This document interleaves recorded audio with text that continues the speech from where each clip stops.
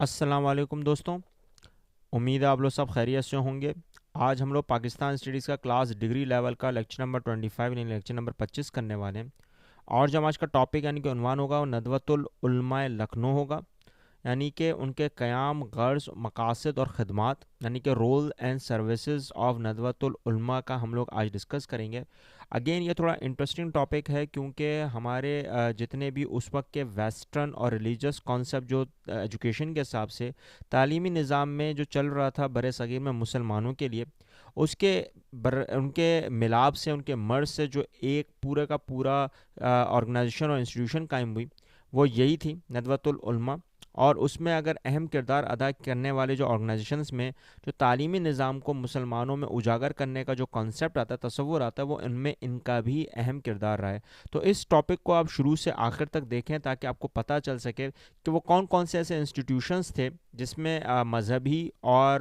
جو آپ کے جدید تعلیمی نظام کو فروغیت دے رہے تھے مسلمانوں میں، ان میں ان کا بھی ایک اہم کردار تھا۔ لیکن اس کو سمجھنے سے پہلے ہم لوگ یہ نوٹ کریں گے کہ ہم نے اپنے پریویس لیکچر یعنی کہ لاسٹ لیکچر میں کیا ڈسکس کیا تھا۔ ہم نے اس میں انجمن حمایت اسلام کو، ان کے علمی اور سیاسی خدمات کو ہم نے پورا ڈسکس، ہم نے پورا شیئر کیا تھا آپ کے ساتھ کہ وہ کیا آرگنائزیشن تھی، کیا انسٹیٹیوشن تھی۔ اگر آپ نے یہ لیکچر نہیں دیکھا ہے تو اس لیکچر کو دیکھنے کے بعد اگر آپ کوئی چیز سمجھ میں نہ آئے تو میرے ساتھ ضرور شیئر کریں۔ میں لاسٹ میں اس کا اپنے اس لیکچر میں اس کا لنک رکھ دوں گا باقاعدہ، تو آپ اس کو ضرور دیکھیں اور مجھے ہی بتائیں کہ کیا آپ نے اس سے کیا سیکھا اور کیا سمجھا اور کتنا آپ نے آگے تک اس کو پہنچایا۔ پلس آج کے ٹاپک کے حساب سے اگر آپ نوٹ کریں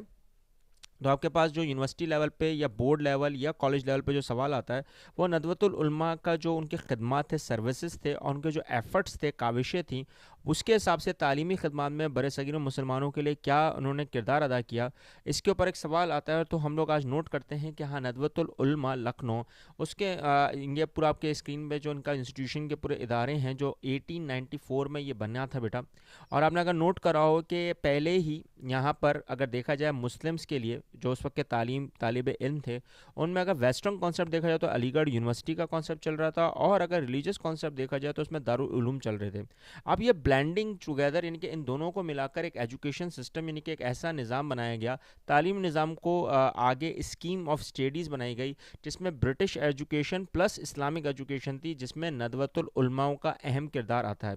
اب یہ انسٹیٹیوشن جو آنی تھی یہ زیادہ تر ایک دیکھا جائے تو ماڈرن ایجوکیشن کے حساب سے بہت زیادہ امن اور ریفارمنگ آف کیریکولم یعنی کہ ایک نیا نصاب کو لے کر آ رہی تھی، جو آج کی جدید جو دریافت اور انوویشن کے حساب سے بالکل صحیح نصاب بنایا گیا تھا۔ ٹھیک ہے بیٹا، اب وہ اپرچونٹیز جو اس وقت مسلمانوں کو نہیں مل رہی تھی تو اس وقت ان کا ایک مورل اور ان کا جو ایک نصاب تھا، ایک جذبہ تھا، وہ بہت بڑھ گیا اسی آرگنائزیشن کی وجہ سے۔ اور یہاں پر اگر دیکھا جائے تو مولانا محمد علی کانپوری صاحب جو انسٹیٹیوشن کے پرنسپل بنے، انہوں نے اس کو جو سب سے اہم رولز اینڈ ریگولیشن میں جن کو اہم کردار ادا کیا گیا کہ ان کے جو نصاب بنانے میں جو وہاں کے قواعد اور ضوابط یعنی کہ اگر آپ نے نوٹ کراؤ کہ اصول جو بنائے گئے، قوانین جو بنائے گئے انسٹیٹیوشن کے حساب سے، ان میں اہم کردار مولانا شبلی نعمانی کا اور عبدالحق کا نام آتا ہے، کیونکہ ان کی ایک تصویر ایک اور ایز اے عبدالحق کو دیکھا جائے تو انہوں نے اپنی ایک کتاب ایز اے آتھر آف تفسیر حقانی کے نام سے بہت زیادہ مشہور بھی ہے، تو ان میں ندوۃ العلماء کا سب سے اہم کردار رہا۔ اور 1898 میں یہ شروع ہوا، یہ ایک بہت زیادہ ایک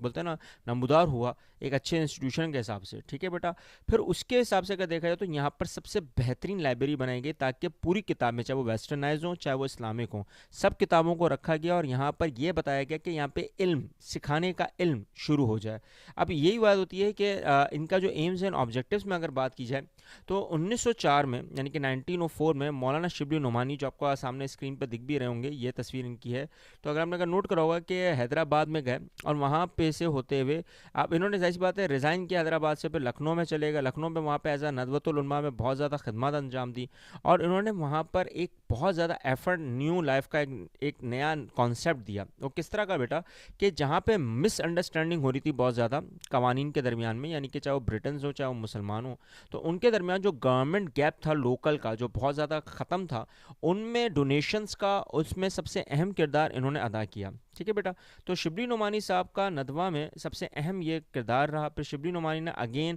ریزائن کیا سیکرٹری شپ سے ندوہ 1913 میں. پھر انہوں نے اپنی ایک تحریک چلانا شروع کی جس میں ان کو قید بھی ہوئی اور انسٹیٹیوشن کے بہت سارے لوگوں کا جو اہم کردار تھا وہ اس میں آیا بھی, کیونکہ ان کا رتبہ بڑھنا شروع ہوا. وہ اس لیے کیونکہ بیٹا کیونکہ اس انسٹیٹیوشن کو بند کرانے کی کوشش کی جا رہی تھی. وہ اس لیے کیونکہ یہاں پہ جو معذرت کے ساتھ جو اس وقت کے کانگریس لیڈرز تھے وہ نہیں چاہ رہے تھے کہ کچھ ہمارے اندر تعلیم کا نصاب پھیلے.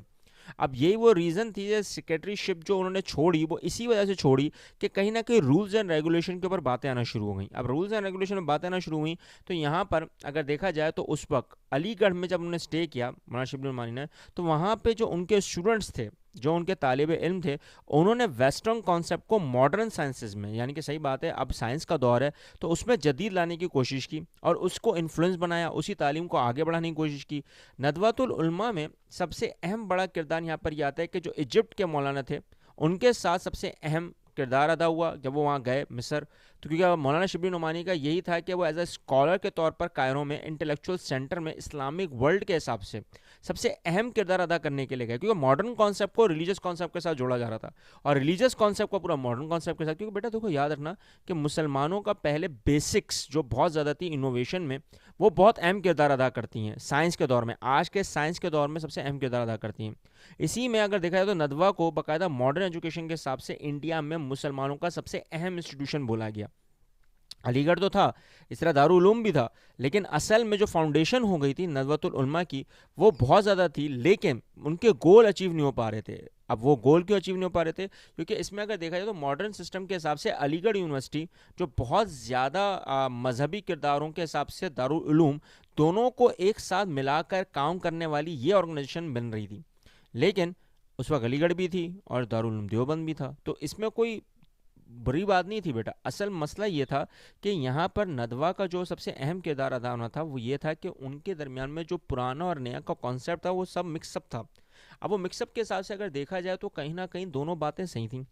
لیکن پھر وہی بات آتی ہے کہ علی گڑھ اور دیوبند تو ہے. اب اگر بولتے ہیں نا کہ اگر ان کو اس میں اگر کہیں نہیں ملتا, اگر بچوں کو ان میں کہیں کردار ادا کرنے کو نہیں ملتا تو ندوہ پہ چلے جائیں. اب ندوہ میں یہ ہوتا تھا کہ ہم وہاں پہ رائیول انسٹیٹیوشنز بہت زیادہ ہو گئے تھے, کیونکہ اب یہاں پر برٹنس کا الگ ایک کانسیپٹ آیا تھا, مشنری اسکولز الگ بن رہے تھے, پھر انڈینس کے اپنے اسکول الگ بن رہے تھے. تو یہ ایک ایسا بن گیا تھا, ایک ایسا ایک بولتے ہیں نا ایک جال بنانے کی کوشش کی گئی کہ کہیں پہ مسلمانوں کو تعلیم نہ ملے. بس اب تعلیم مل رہی تھی, سب کچھ تھا, لیکن وہ اگینسٹ میں جا رہے تھے کس کے, دارالعلوم دیوبند کے بھی اور علی گڑھ یونیورسٹی کے بھی. اب یہ تصادم نہیں کہوں گا میں, یہاں پر ایک ایسا ایک بولتے ہیں نا واقعی میں سازش, ایک کانسپیریسی شروع کی گئی کہ کہیں نہ کہیں مسلمانوں کو کہیں نہ کہیں ان کو ان کی چیزیں نہ ملیں جہاں پہ وہ مذہبی اور تعلیمی جو جدید تعلیمی نظام ہے ان کو فروغیت مل جائے. اب یہی چیزیں اگر دیکھی جائیں تو اس وقت ندوۃ العلماء کے جو بہت زیادہ فیلئر ہوا وہ یہی ہوا کہ ندوہ کے جو گریجویٹس نکل رہے تھے ان کو دارالمصنفین کہا گیا, نہیں سینٹر آف رائٹرز, جو اورنگزیب کے دور میں بہت زیادہ ہوا. اب اورنگزیب کے دور میں اگر یہ دیکھا جائے تو یہی ہے کہ اس وقت کے انسٹیٹیوشنز جو تھے بہت زیادہ امپورٹنٹ رکھ رہے تھے اسلامک ایجوکیشن کو صغیر میں, ٹھیک ہے بیٹا. لیکن معروف جو فیمس لٹریچر ہیں, جو جرنلسٹ تھے, انہوں نے اولڈ اسٹوڈنٹس آف ندوہ کے آتے ہیں تو انہوں نے یہ بات کرنے کی کوشش کی کہ ماڈرن ایجوکیشن کا کانسیپٹ بھی ندوہ دے رہا ہے. اب یہاں پر جو گریجویٹس نکل رہے ہیں جو ہائی رینکنگ بکس تھیں جو بہت زیادہ آگے چلی ہوئی, ان میں سب سے اسلامک ہسٹری کا کانسیپٹ دیا, جن میں بڑے بڑے اسکالرز نکلے جن کے نام میں اگر دیکھا جائے ندوۃ العلماء میں سے نکلے, ان میں سے سید سلیمان ندوی صاحب تھے, رسالت علی صاحب تھے, عبدالسلام صاحب تھے, معین الدین صاحب تھے, احمد جو ہیں نجیب اشرف صاحب, ابو ظفر صاحب, مسعود عالم صاحب, ابو الحسن علی صاحب. یہ سارے کے سارے ندوہ کے بہترین سیٹڈ لرننگ اسٹوڈنٹس نکلے. اب یہ رائٹرز تو نکلے ہسٹری, دیکھو بیٹا یاد رکھنا اسلامک ہسٹری, اصل ہمارا کانسیپٹ یہ ہوتا ہے کہ ہم لوگ اپنی ہسٹری بھی پڑھتے ہیں, اپنا پریزنٹ بھی, اپنا پاس بھی, پھر اسی میں رکھتے ہوئے انوویشنز کرتے ہیں. اب یہ ایک ایسا ایک جواز بنا رہے تھے کہ کہیں نہ کہیں یہ انسٹیٹیوشن بھی غلط چل رہا ہے, جبکہ علی گڑھ یونیورسٹی بھی صحیح تھی, دارالعلوم دیوبند بھی صحیح تھا, ندوۃ العلماء بھی صحیح تھا, کیونکہ انہوں نے ندوۃ العلماء نے ایک کام کیا تھا کہ انہوں نے دونوں کانسیپٹ کو ملا کر آگے چلنے کی کوشش کی. اب یہی تو ایک اصل کانسیپٹ آتا ہے کہ جہاں آپ کی ماڈرن ایجوکیشن ہوگی وہاں پر آپ کا اسلامک ایجوکیشن بھی نہیں چاہیے, تاکہ دونوں بھٹکے نہیں, دونوں کو دور جدید کے ساتھ آگے بڑھائیں اور اس میں کامیابی حاصل کریں. لیکن یہاں پر صرف ایک ہی کانسیپٹ آتا ہے نا بیٹا کہ کیا واقعی میں یہ کام ہونا تھا,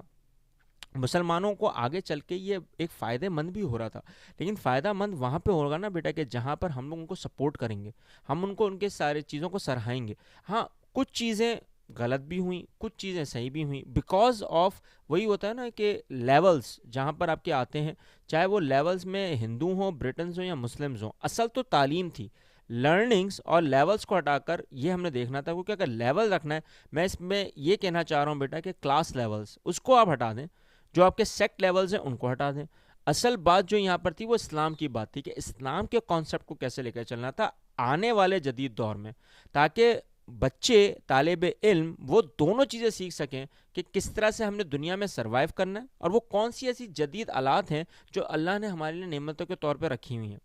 یہ ہمارا کانسیپٹ تھا، اصل کانسیپٹ یہاں پر تھا. اب اس کو ہم نے کیسے ٹیکل کرنا تھا، کیسے آگے بڑھنا تھا، وہ ہم نے نیکسٹ ٹاپک پہ ہم لوگ ڈسکس کریں گے. ٹھیک ہے بیٹا، لیکن اگر آج کے ٹاپک میں اگر آپ لوگوں کو کوئی چیز سمجھ میں نہیں آئی تو میرے ساتھ ضرور شیئر کریں، کامنٹ کریں. اگر آپ کو کوئی چیز کا پتہ ہو اس کے ریگارڈنگ تو وہ بھی میرے ساتھ شیئر کریں، کامنٹ کریں. ہاں اس چینل کو ضرور سبسکرائب کریں اور ان بچوں ان لوگوں تک ضرور پہنچائیں جو لا علم ہے. ملتے ہیں ہم نے نیکسٹ لیکچر میں. اللہ حافظ.